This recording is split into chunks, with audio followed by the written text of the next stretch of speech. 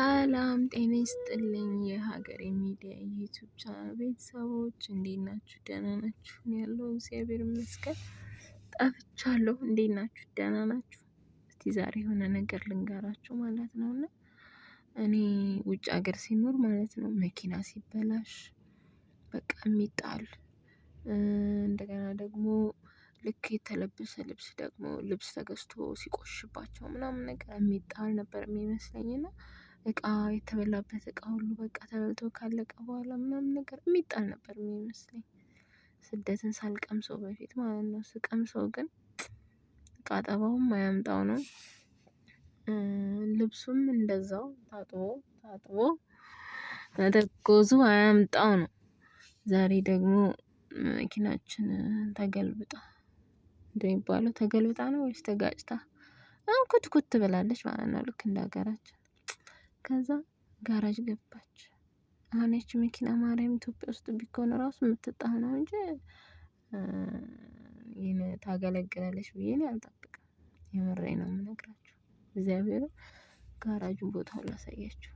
ልክ ሁሉ ነገር ለካ ይሄ ጋራጅ ነው ማለት ነው። ልክ እንደ ኢትዮጵያ ይሄ ጋራጅ ነው። እኔ ታያችኋል።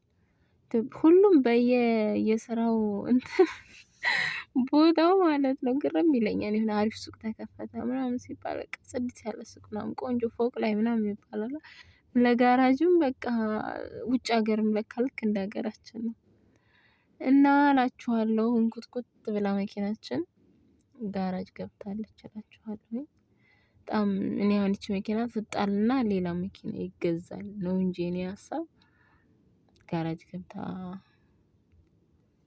እንደገና ለአገልግሎት ትመጣለች ብዬ አልጠበቅኩኝም ነበረ። ይሄ ሳምንት እንደዚህ አይነት አክሲደንት ተፈጥሯል እላችኋለሁ። አክሲደንት ምን እንደሆነ ግን ንገሩኝ ኮሜንት ጋር አላውቀውም።